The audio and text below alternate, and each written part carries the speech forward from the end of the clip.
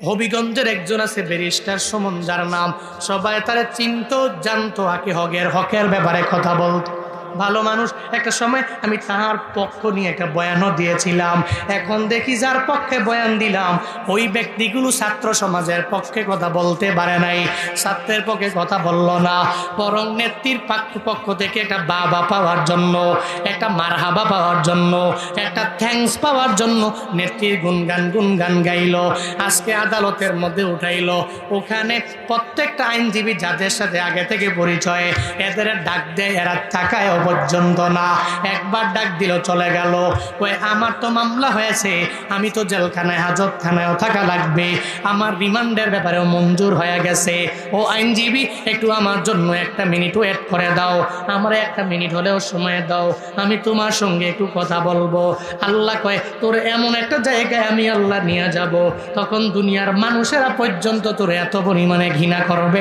জুলমের মাত্রাটা যদি এত পরিমাণে বাড়াও, সর্বোচ্চ লেভেলে যদি বাড়ায়া দাও। আইনজীবী কয় মামলা টামলা বুঝি না, পারিবারিক আলাপ জানি না, ব্যক্তিগত আলাপও জানি না।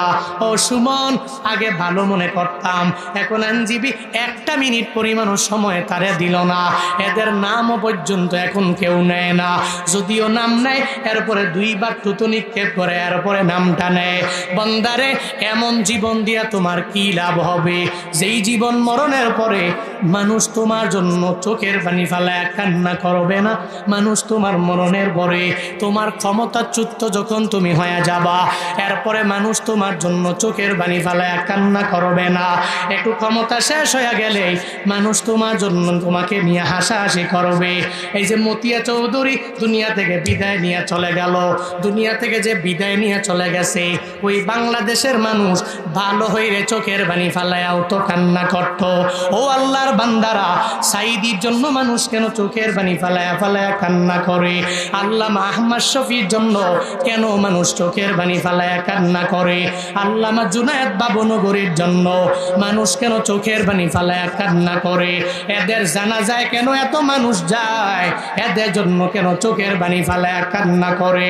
এর একমাত্র কারণ আমার আল্লাহকে এত পরিমাণে পাগল বানায় ফেললো, আল্লাহকে আশেক বানাইলো, আমার মাওলার মাসুক এত পরিমাণে হয়ে গেল, এজন্য জীবনটাও ধন্য হয়ে গেছে।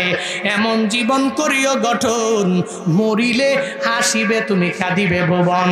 এমন জীবন গঠন করিও না, মরিলে তুমি কান্না করো বা দুনিয়ার মানুষ তোমার জন্য হাসবে, মরণের পরে আলহামদুলিল্লাহ পড়বে।